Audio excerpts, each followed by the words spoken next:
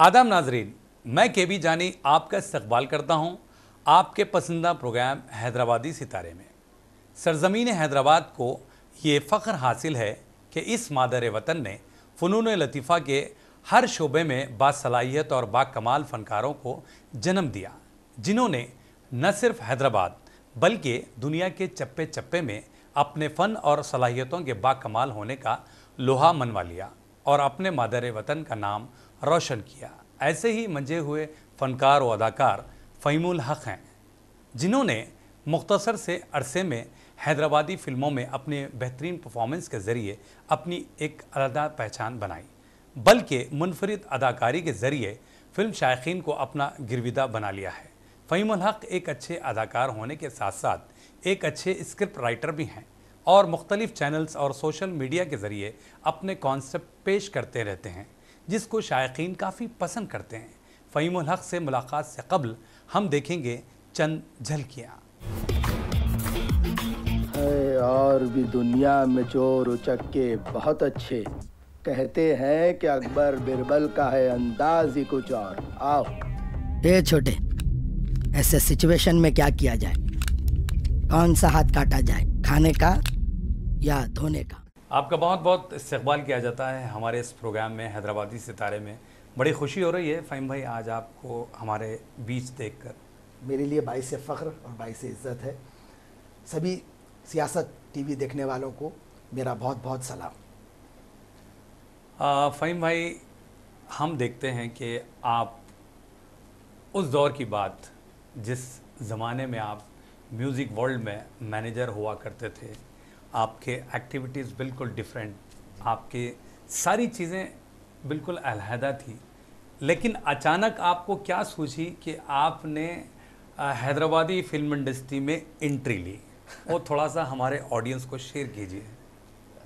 याद माजी अजाब है यार, अब छीन ले मुझसे हाफिज़ा मेरा वाली बात है। म्यूज़िक वर्ल्ड का जो जिक्र छेड़ दिया, मेरी ज़िंदगी का सबसे बेहतरीन यानी गोल्डन पीरियड रहा है वो। नौकरी तो करनी थी जी, पढ़ाई ख़त्म करने के बाद, क्योंकि शौक़ था, रुझान। मेरे चाचा वाक़िफ़ हैं, संगीत सागर जो फाउंड करे थे 1977 में, उन्हीं के कदमों पे मैं ज़्यादातर रहा हूँ, चलता रहा। तो वो शौक़ की वजह से म्यूज़िक वर्ल्ड में नौकरी की वो शौक़ था बचपन से, म्यूज़िक सुनने का रेडियो पे। जब ये दौर चल रहा था, वहाँ पर यहाँ पर इन सब अपने अदाकार जो हैदराबादी सितारे थे उनसे मुलाकात होती थी। अच्छा। अजीज़ आते थे, मामा वहाँ पर, आर के मामा, ये सबसे मुलाकात होती थी और ये फिल्मों के डिस्कशंस वहाँ पर कैफेटेरिया में, कॉफ़ी डे में बैठकर जिक्र होता था। यार भाईजान डाल लिया। अरे क्या फेंक रहा भाई? अरे तुम लोग चीप कैटेगरी के लोकल बस्ती के सिगरेट लोग हैं, पॉइजन बोले तो सेंट को बोलते, बाहर मिलता। तो शौक़ था, उम्र भी थी, तो बाल बड़े कर लिए थे, स्ट्रेट भी करवा लिए थे, तो ज़रा लुक कुछ थोड़ा सा जंगली का आ गया था। तब थ्रिलर बना रहे थे मामा, फन और मस्ती के बाद। तो उसमें एक विलन का कैरेक्टर था जिसके लिए अजीज़ आगा की ख्वाहिश थी कि वो कैरेक्टर मैं करूं। अच्छा। तो यही वजह से मैं फिल्मों में आया। ये लोग अपनी मौत खुद ढूंढ लेंगे, चलो। शौक़ पहले से था, एक्टिंग का नहीं था। लिखने का शौक़ शुरू से था, शुरू से भी अहले कलम रहा हूँ, शुरू से भी रहा हूँ, लिखता हूँ, कुछ ना कुछ लिखते रहता था, डायलॉग्स लिखते रहता था, लेकिन एक्टिंग की तरफ रुझान कभी नहीं रहा। तो हुआ ऐसा कि जब ये चीज़ हुई तो उसके बाद फिर साजिद भाई, फैमिली पैक की स्क्रिप्टिंग चल रही थी, तो उसमें एक दिलावर का कैरेक्टर था। तो वहाँ पर सलमान हैदर साहब जो राइटर थे उसके, और साजिद भाई की ख्वाहिश थी कि वो कैरेक्टर फिर मैं करूँ।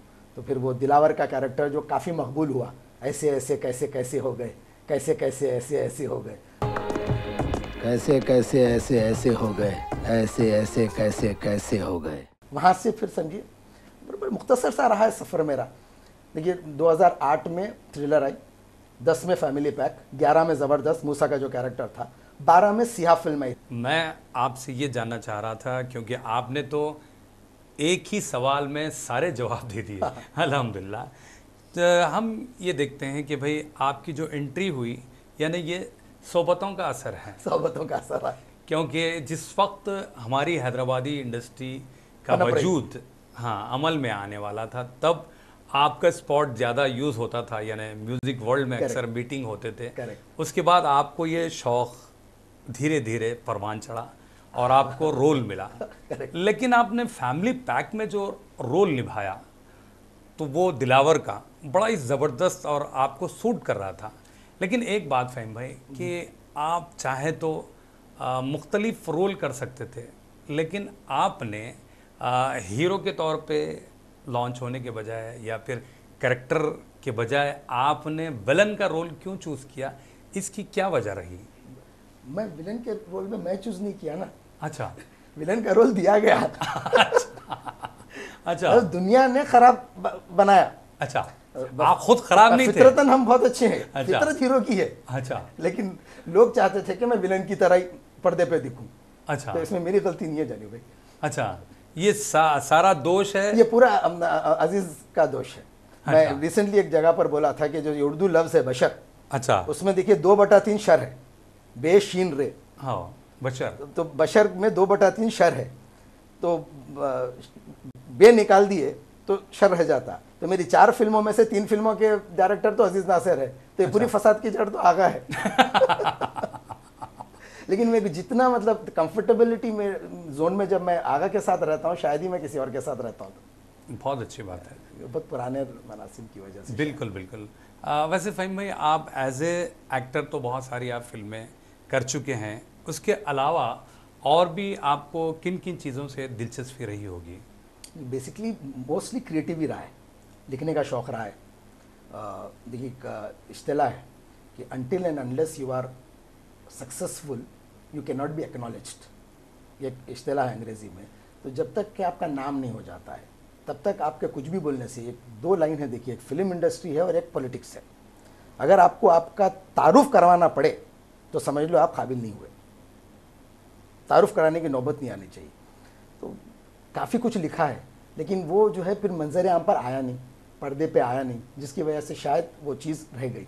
काफ़ी वेब सीरीज़ में मैंने उसकी स्क्रिप्टिंग मैंने की है, काफ़ी वेब सीरीज़ की, बॉम्बे में भी काफ़ी वेब सीरीज़ की स्क्रिप्टिंग की है। लेकिन होता यह है कि वो लोग ख़रीद लेते हैं।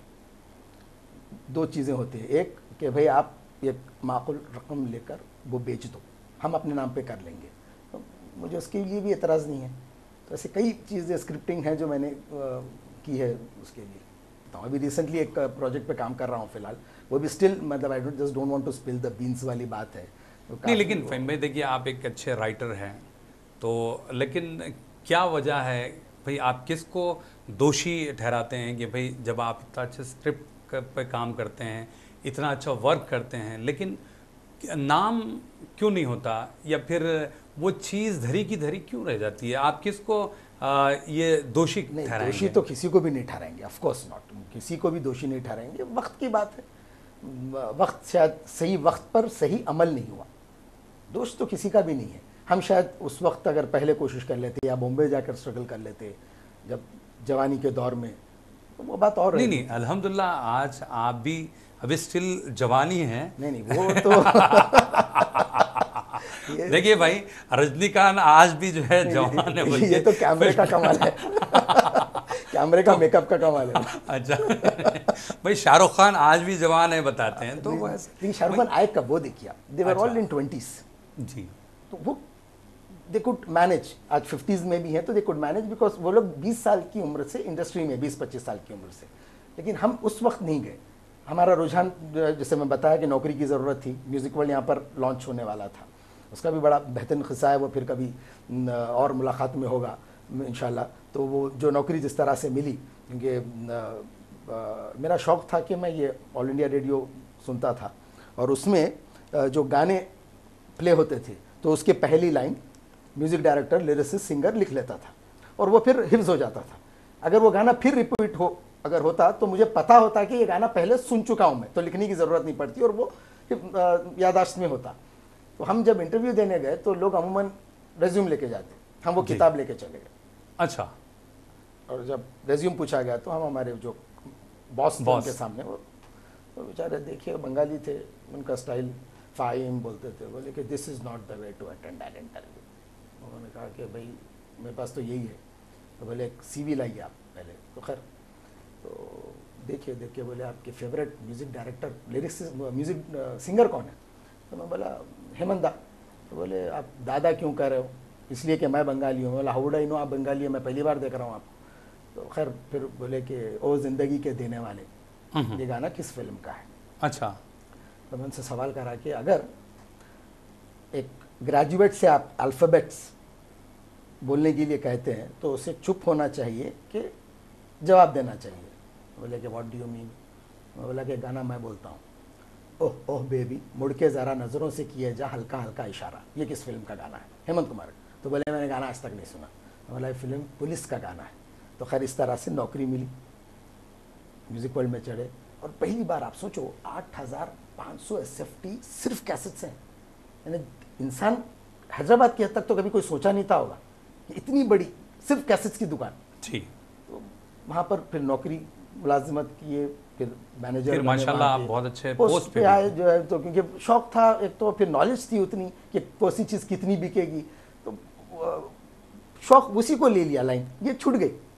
जो अपनी जो असल बात वो हो रही थी कि अभी क्यों नहीं किया आपने, पहले फिल्मों में क्यों नहीं गए, या फिर बॉम्बे में क्यों नहीं ट्राई किए, जो आप सवाल करना चाह रहे हैं कि फिर या तो आपकी लिखी हुई चीज़ें आम मशहूर क्यों नहीं कि वो चीज़ छोड़ दी बीच में, म्यूजिक पर ज्वाइन कर लिया।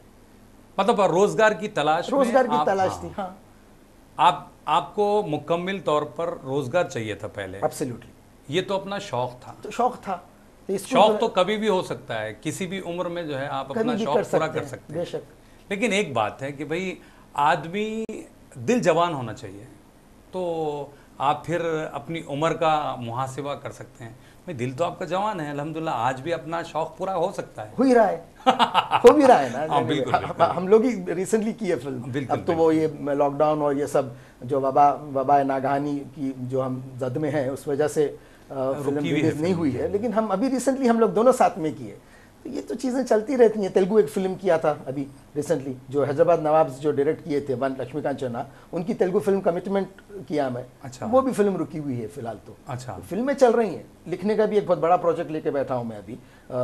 एक मशहूर गैंगस्टर हैदराबाद के मतलब कुछ एक गांव के ताल्लुक से हैं। अच्छा। मैं उनका नाम नहीं लेना चाह रहा हूँ जो इस वक्त मुनासिब भी नहीं है। तो उनके ऊपर एक स्टोरी है, वो नेटफ्लिक्स के लिए बड़े प्रोडक्शन हाउस वालों के लिए लिख रहा हूँ मैं, फिलहाल कंप्लीट हो चुकी है, तो वो भी आएगी।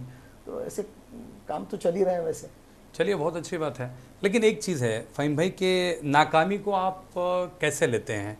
पूरे हौसले के साथ पस्त हो जाते हैं या फिर पूरे एतमाद के साथ आगे बढ़ते हैं? देखिए, अगर मैं ये कहता हूँ ना कि हौसले के साथ आगे बढ़ते हैं तो झूठ होगा। हर कोई पस्त होता है, हाँ, फिर हिम्मत जुटा के वो आगे बढ़ता है, वो और बात है। लेकिन उस वक्त हर कोई पस्त होता है, वो इंसानी फितरत है।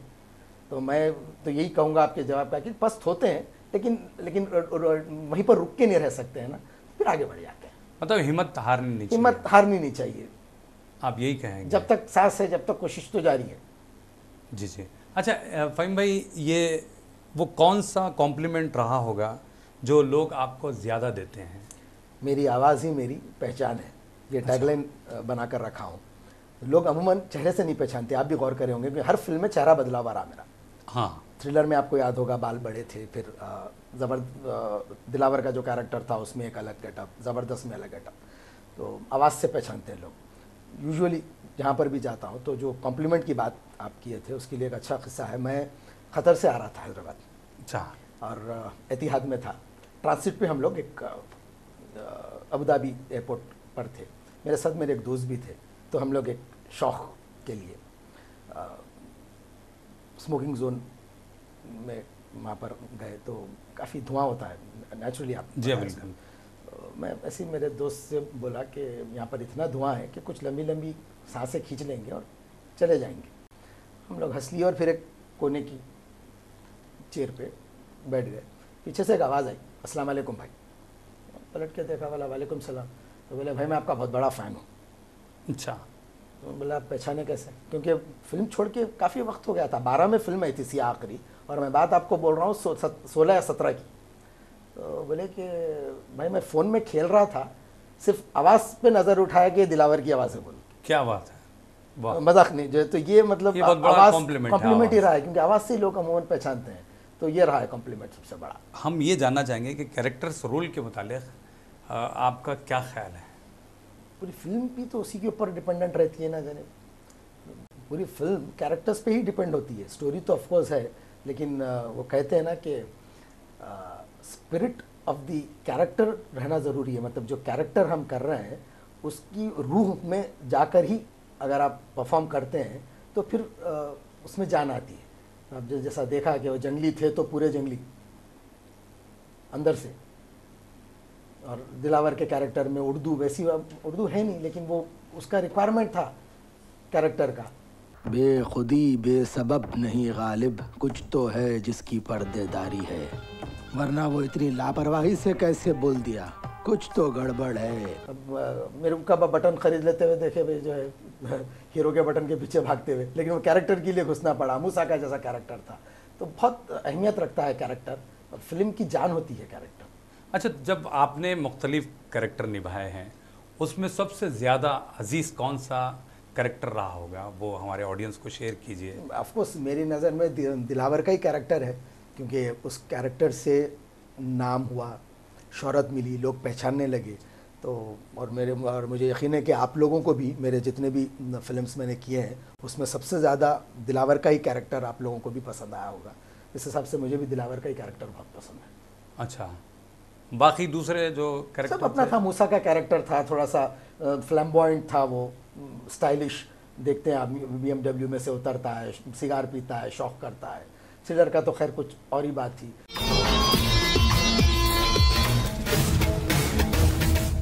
तो नाजरीन, आप कहीं जाइएगा नहीं, मिलते हैं एक मुख्तसर से वक्फे के बाद।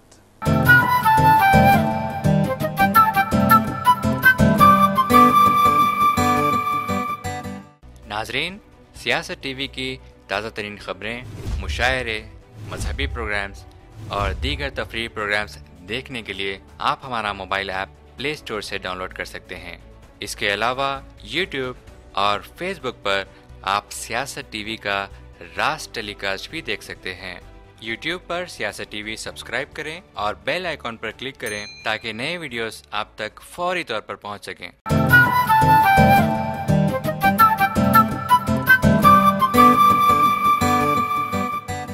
वक्फे के बाद आप सभी का हम इस्तकबाल करते हैं हैदराबादी सितारे प्रोग्राम में। हम बात कर रहे हैं हैदराबाद के जाने माने अदाकार, मंझे हुए आर्टिस्ट जनाब फ़हीम उल हक साहब। फ़हीम भाई, ब्रेक से पहले बहुत सारी फिल्मों के मुताल्लिक़ आपसे बात की, लेकिन एक अहम मुद्दा जो मैं ब्रेक के बाद छेड़ना चाह रहा था वो था आपकी 2012 में आई सियाह के ताल्लुक़ से। ये फिल्म बॉलीवुड तक गई लेकिन वहाँ पर दम तोड़ दिया। क्या रीज़न है? क्या हैदराबादी आर्टिस्ट को लेकर कोई फिल्म बॉलीवुड तक पहुँच नहीं पाती, या फिर हमारी ख़ुद की गलतियाँ हैं? ये क्या है? थोड़ा सा हमारे नाजरीन को ये बातें शेयर कीजिए। सिया का जो कॉन्सेप्ट था वो हुआ यूं कि ज़बरदस्त कि हम लोग जो है प्रमोशन में थे जी, और उस वक्त में अजीज़ से एक सब्जेक्ट शेयर किया, क्या हो अगर एक जिन पैरानॉर्मल बीइंग का दिल इंसान पे आ जाए। अच्छा। तो अजीज़ को बहुत पसंद आया सब्जेक्ट, तो बोले कि अपन इस पे काम करेंगे। और हम लोग चाह रहे थे कम से कम एक नसीरुद्दीन शाह के लेवल का तो मुश्किल था, लेकिन नासिर हुसैन या आशुतोष राणा इस लेवल का भी एक ले ले तो पैडिंग हो जाए। क्योंकि देखिए मुझे तो कोई लोग नहीं जानते थे, मैं एज ए लीड करने वाला था उसमें।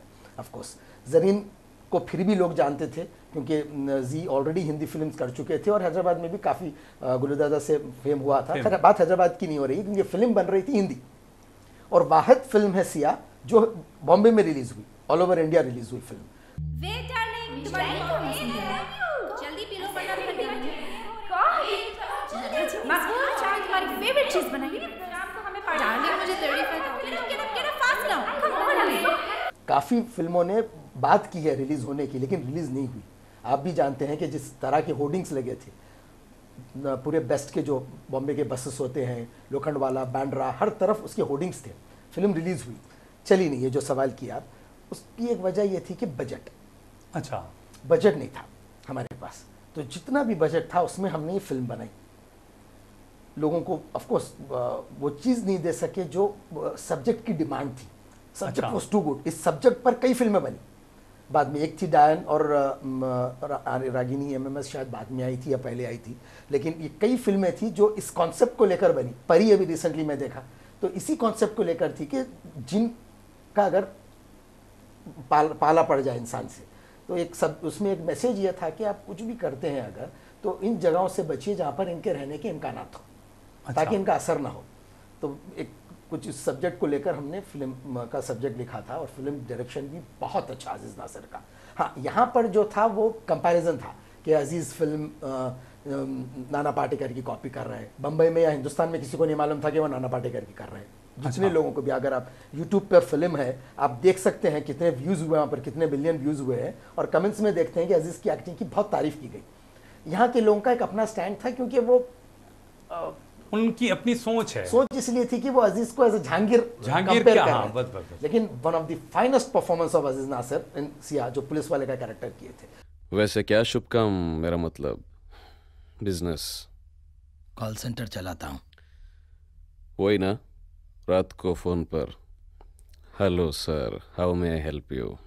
और मेरे लिए एज अ लीड वो एक्सेप्टेंस थोड़ा कम था। यहाँ की बात कर रहा हूँ मैं कि भाई जो हीरो के पीछे भाग रहा था वो हीरो कैसा हो गया, अच्छा, हीरे के पीछे दिलावर भाग रहा था वो हीरो कैसा हो गया। तो वहाँ पर यह हुआ। बम्बई में नहीं चली भी नहीं बोलूँगा मैं, क्योंकि जितना आपको मिलना था मिला। हाँ, फिल्म दम नहीं तोड़ी, हम दम तोड़ दिए। अच्छा, वो हमारी हिम्मत की पस्ती है। देखिए, हर कोई भी चीज़ इतनी आसानी से नहीं मिल जाती। सालों लोग घसते हैं, रगड़ते हैं, मेहनत करनी पड़ती है, उसी के बाद जाकर कुछ आपको मिलता है तकदीर में। लेकिन हम बहुत जल्दी हिम्मत हार गए। शुरू हुई थी बात, अभी फिल्म आई थी, लोग पहचानने लगे थे, वहाँ रुककर कोशिश करते तो शायद कुछ और होता। लेकिन एक तरह से एक ऑप्शन आया था कि फिल्म्स या फैमिली, डिसाइड करवा, फिल्म्स या फैमिली। तो मैं फैमिली को तरजीह दिया, फिल्म्स को खराबात किया और फिर मैं इंडस्ट्री छोड़कर चला गया। बात ये थी, वरना फिल्म में देखो आप जो है ना, हर लिहाज से फिल्म, जिस बजट में फिल्म बनी थी, बहुत मुश्किल है उस फिल्म में बजट बनना। नसीरुद्दीन शाह का एक कैरेक्टर हम सोचे थे, यहाँ पर मैं जिक्र करना चाहूँगा हबीब अली दुरुस का। जी, हबीब भाई बहुत अच्छे आर्टिस्ट हैं, अमेजिंग आवाज़ जो है उनकी, आप जानते हैं जो है।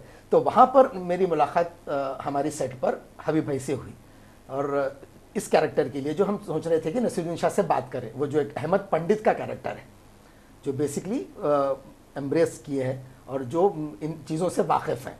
तो उनका जो कैरेक्टर था अहमद पंडित, वो बेसिकली है वेद जी, लेकिन मुसलमान है। जो आप कैरेक्टर उनको अगर गौर करें, तो जब हमारी मुलाकात हुई तो मेरी और आगा की बात हो रही थी अजीज़ की इस सिलसिले में। तो मैंने कहा कि आगा, अगर नसीरुद्दीन शाह फ्री में भी मिलते हैं नसीर भाई, तब भी हम हबाई को लेते हैं। मैं आज भी उस शख्स के लिए दुआ करता हूँ कि वो जहाँ भी हो, खुदा उसे इस दहशत भरी जिंदगी से छुटकारा दे दे। मैं ये रुदाद अपनी नहीं, उसी शख्स की नज़र से लिख रहा हूँ। तो तब से फिर उनसे भी वैसे मरासिम है। अमेजिंग आर्टिस्ट, आप खुद वाकिफ हैं। बिल्कुल बिल्कुल, वैसे बाखूबी जानता हूँ। लेकिन फ़हीम भाई, एक बात है कि जब आप लोगों ने ये फिल्म शुरू करनी थी तो तब आप लोगों ने बजट पर डिस्कस नहीं किया कि भाई ये फिल्म बॉम्बे तक हम ले जाएंगे, बजट इसका ऐसा होना चाहिए, ये हैदराबाद की हद तक महदूद नहीं है? तो ये सारी चीज़ें अगर सोचकर कदम बढ़ाते तो शायद नाकामी हाथ नहीं आती। नहीं, ज़रूरी नहीं है। देखिए, सोच समझ कर हर कदम, देखिए हर कदम सोच समझ कर ही बढ़ाया जाता है। मैं बता रहा हूँ कि उतना बजट था नहीं, बजट बढ़ाने की गुंजाइश नहीं थी। जितना बजट था उसी में हमने फिल्म बनाई। काफ़ी कुछ उसमें ऐसा हो सकता था जो अब जो आप लेटेस्ट फिल्म है, जैसे मतलब डर बैठने के लिए जो VFX होता है या फिर जो मेकअप होता है, वो सब चीज़ें उसमें नहीं थी। अच्छा, इसलिए कि हमारा बजट नहीं था, सोच समझ कर ही किया था। लेकिन जितना बजट था उसी में फिल्म बनानी थी, बजट बढ़ नहीं सकता था, वो कह रहा हूँ मैं। आगे चल के फिर कभी किसी मोड़ पे फिर कभी होगा, ज़रूर होगा। देखिए, कोई वक्त ठहरा हुआ नहीं रहता है। जब बुरा नहीं तो अच्छा नहीं, तो बुरा नहीं, बुरा नहीं तो अच्छा नहीं वक्त। बिल्कुल। फिर उसके बाद फिर गैप रहा फिल्मों से, 5 साल का किनारा कशी इख्तियार कर लिया आपने। उसके बाद फिर अब जो आने वाली फिल्म है आपकी, जिसमें आपने बिल्कुल डिफरेंट कैरेक्टर किया है, गुल्लू भाई की जो खोटे सिक्के, उस बारे में थोड़ा सा हमारे ऑडियंस को शेयर कीजिए चंद बातें जो अब 7 साल बीतने के बाद फिर से आप एक्टिंग की तरफ राग़िब हुए, कैमरा फेस किया, तो कैसा महसूस किया आपने? ये बस्ती में जो लीडर बन के फिर रहे नहीं, उनके बारे में बता। वो 2 गैंगा है साहब, दोनों गैंगा आखिरी निहायती कमीने हैं साहब, पूरी बस्ती की जी में ढी करके रखती है साहब। नाम क्या बोला उसका? थोड़ा सा रही झिझक 7 साल बाद फेस जब कैमरा करते हैं तो अब वो झिझक रहती है। खैर झिझक तो वो सभी को रहती है, जब वो लाइट खुलती है कैमरे की तो फिर अच्छों की बोलती बंद हो जाती है। वो तो था ही, बरहक है वो तो। खैर इस फिल्म का ये हुआ कि साजिद भाई कॉल किए थे कि ऐसा एक कैरेक्टर है इंस्पेक्टर ज़फ़र का, वो मुझे करना है। मैं थोड़ा सा था इसमें कि करें या ना करें, क्योंकि एक तो इतना बड़ा ब्रेक आ गया था, फिर मैं शायद कर पाऊँ नहीं कर पाऊँ। लेकिन एक बात बोलूँगा मैं, साजिद भाई कई फिल्में साजिद भाई की आई हैं, आप जानते हैं, गुल्लू दादा स्टार है। लेकिन साजिद भाई की खुद की ज़बानी मैं बात बोल रहा हूँ कि साजिद भाई बोलते हैं कि जो कैरेक्टर वो समझते हैं कि सिर्फ मेरे लिए मुनासिब है, उसी कैरेक्टर के लिए वो मुझे बोलते हैं। वो चाहे फिर दिलावर रहो या फिर इंस्पेक्टर ज़फ़र का रहने दो, आप कैरेक्टर को जस्टिफाई करना बहुत ज़रूरी है। मैं नहीं कर पाऊंगा, अगर कोई कॉमेडी चीज़ों में शायद जस्टिफाई नहीं कर पाऊँ, वो मेरे फोटे नहीं है मेरा, मैं नहीं कर पाऊंगा मैं। तो वो कैरेक्टर में थी कुछ बात इस तरह की कि, और बहुत प्यारी, और शहबाज के साथ काम करने में अमेजिंग आर्टिस्ट। और मैं समझता हूँ उसके जो आज जो नाम है उसकी वजह उसकी इंतसारी, वो जो उसका हम्बल नेचर है वो शायद उसको इस मुकाम पर लेकर आया है। और बेहतरीन आर्टिस्ट, बहुत अच्छा लगा उसके साथ काम करके। शाहरुख के साथ काम करके बहुत अच्छा लगा। बिल्कुल अपना शाहरुख साजिद भाई का लड़का जो है, बहुत अच्छा लगा उसके साथ काम करके भी। देखिए फिल्म कब रिलीज़ होती है, बहुत अच्छी बनी है, मेरा कैरेक्टर बहुत अच्छा है फिल्म में, और हम साथ में ही इसका प्रीव्यू हमने बिल्कुल देखा था। बहुत अच्छा कैरेक्टर। अमूमन बहुत कम होता है कि पैसे कोई लगा रहा है लेकिन सामने वाले को तरजीह दे रहा है कि नहीं भाई ये कैरेक्टर आप करो, क्योंकि प्रोड्यूसर कोई है। लेकिन मेरा कैरेक्टर आप देखेंगे तो फिल्म शुरू मुझ पर होती है, इंटरवल बैंक में मुझ पर है, फिल्म खत्म भी मेरे पे हो रही है। बेशक। तो आप कहीं भी बच के नहीं जा पाया। बहुत अमेजिंग फिल्म भी बहुत अच्छी आई है। लेट्स सी क्या होता है, ये ख़त्म हो, क्या बात आफत। चलिए फ़हीम भाई, अभी दौर सोशल मीडिया का है और अल्हम्दुलिल्लाह आप सोशल मीडिया पर भी बहुत ज़्यादा एक्टिव हो गए हैं, तो थोड़ा सा हमारे ऑडियंस को शेयर कीजिए। वैसे आप छोटे छोटे क्लिप्स बना रहे हैं और ख़ुद आपके फ़र्जन उसमें भूमिका निभा रहे हैं, तो थोड़ा सा ऑडियंस को हमारे शेयर कीजिए। खून में आया है जी। चाचा का मैं जिक्र किया था, मेरे वालिद साहब senior most cricket coach, Azharuddin और लक्ष्मण और सब के कोच रहे हैं वालिद साहब मेरे। और मेरा रुझान क्रिकेट की तरफ नहीं रहा कभी भी। मैं चाचा को फॉलो करता था जो संगीत सागर के फाउंडर थे, और he was known as the largest collector of Hindi film songs. बिल्कुल, 1932 से आज भी मेरे पास 10,000 से ज़्यादा मेरे पास एलपी रिकॉर्ड्स हैं मेरे पास, तो वो उनका कलेक्शन है। तो मेरा रुझान उसी की तरफ था, तो वो शायद खून में फिर फर्जंद में भी आ गया। तो जिस तरह से मैं मुग़ल आज़म के डायलॉग्स याद करता था बेटे की उम्र में, अब उन्होंने तो एक दिन आके बोले कि जो है अबू ये सुनो आप, अनारकली कैद कर ली गई और मैं देखता रहा। तो बोला बेटे ये एग्जाम सामने है, ये क्या है? हाँ तो ये क्या है, अनारकली को ले लेके आया? अनारकली कहाँ से बीच में आगे बेटे, विंटर में तो मैं नहीं सुना अनारकली कहीं से। तो बोले नहीं अबू मैं ऐसा कुछ लिखा। तो बोले चलो करते हैं। तो आपने देखा होगा लॉकडाउन के ऊपर वो एक मैसेज है बहुत ब्यूटीफुल उस डायलॉग पे कि अनारकली का वो जो जब डायलॉग है वो उसके ऊपर वो किया है। लॉकडाउन में मेरी महबूबा मेरा इंतजार करती रही और मैं कुछ ना कर सका। और तुम कर भी क्या सकते थे? एक अजीम शान बात के सामने कोई कर भी क्या सकता है, मगर आज आपको अपने जुल्म और मेरे ज़ब्त की एक हद मुकर्रर करनी होगी। अगर तुम्हारी आरज़ू लॉकडाउन में घर के बाहर जाना है, कोविड-19 जैसी बीमारी को घर में लाना है, तो सारी जिंदगी इसी तरह ज़ब्त करना होगा। परवरदिगार आलम से आपने मुझे इसीलिए मांगा था जिंदगी मुझे मिले और मर्जी आपकी चले, मोहब्बत मैं करूं और घर से बाहर जाने के लिए इजाजत आपसे लेनी पड़े। और मुझे क्या मेरी जिंदगी आपके दुआओं का खर्च है मुझे कुआरा रहकर अदा करना होगा? आमीन। इस लॉकडाउन में घर के बाहर जाना तुम्हारे लिए मुनासिब नहीं। क्यों नहीं, एक लाडले बेटे के बाप बनकर मुझे अपने गले जैसे लगा लीजिए और उन्हीं प्यार भरी नजरों से देखे जिनसे पहली बार आपने मुझे देखा था। मुझे अपना बेटा ही नहीं किसी का होने वाला शौहर भी समझिए और फिर कहिए लॉकडाउन में घर से बाहर जाना मेरे लिए मुनासिब नहीं। हम अपने लाडले बेटों के शफीक बाप जरूर हैं, लेकिन हम अपनी एक बेटे के लिए दूसरे बच्चों की जिंदगी खतरे में नहीं डाल सकते। हम तुम्हारे धड़कते हुए दिल के लिए अपने उसूल नहीं बदल सकते। उसूल बदल जाते हैं, लॉकडाउन के रूल्स बदल जाते हैं, गवर्नमेंट भी बदल जाती है, मगर इस बदलती हुई दुनिया में मोहब्बत इस इंसान का दामन थाम ले, वो इंसान को घर से बाहर जाने से कोई नहीं रोक सकता। मगर तुझे घर में ही रहना होगा अमीन, तुझे घर में ही रहना होगा। साथ में फिर अभी एक और भी शॉर्ट फिल्म बनाई है इसी हालात पे कि मतलब ऐसा है कि भाई आदमी अपने खुद पे भरोसा करे ना कि औरों पर, उस पर भी एक शॉर्ट फिल्म मैंने बनाई है, उसी को उसको भी करना है। तो एक और मेरा शो था फालतू बात, अच्छा, उसको भी फिर मैं अब ऑनलाइन ला रहा हूँ। बेसिकली आर्टिस्ट की तलाश थी, वो तलाश पूरी हुई तो अच्छा। वो फिर मैं वो भी शुरू करूँगा।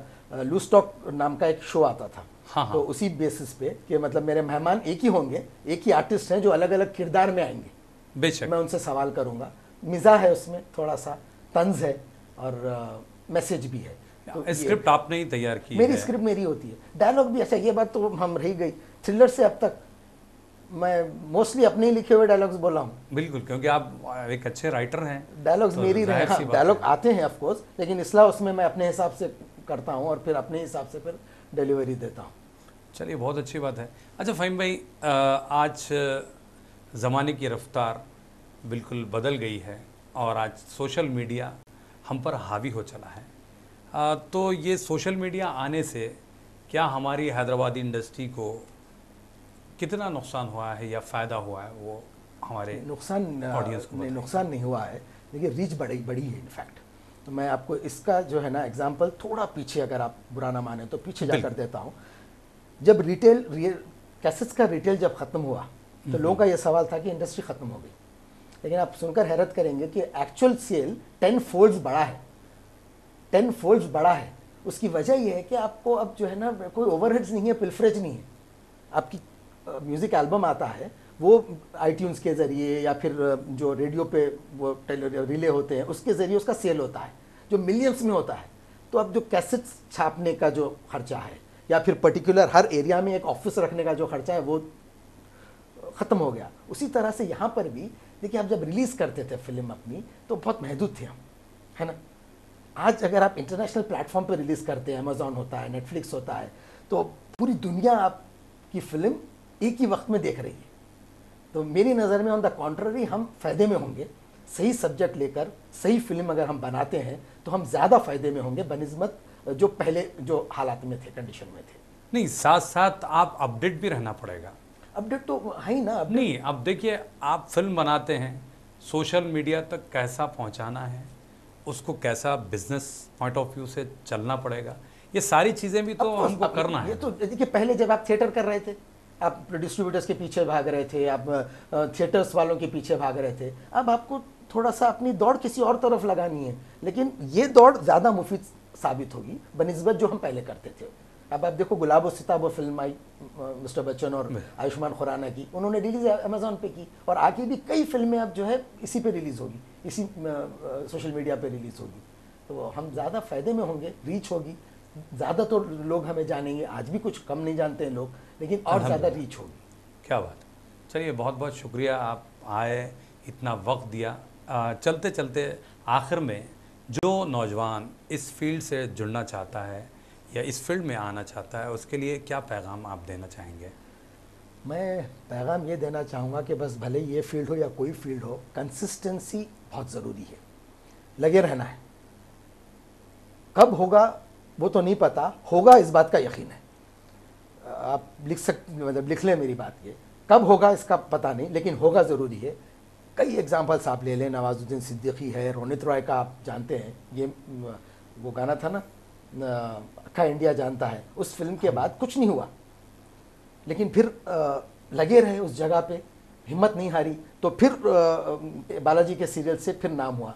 नवाजुद्दीन 16 साल, 16 years is not a joke. Irrfan Khan, हर कोई, बस एक ही चीज़ है कि हिम्मत मत हारो, लगे रहो, होगा आज नहीं तो कल।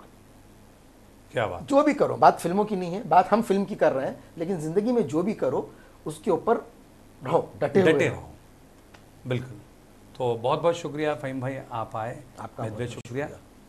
तो नाजरीन, आज के लिए इतना ही। एक और ताबिंदा सितारे के साथ आपकी और हमारी मुलाकात होगी हैदराबादी सितारे प्रोग्राम में। आप अपने दोस्त और होस्ट को केवी जानी को इजाज़त दीजिए।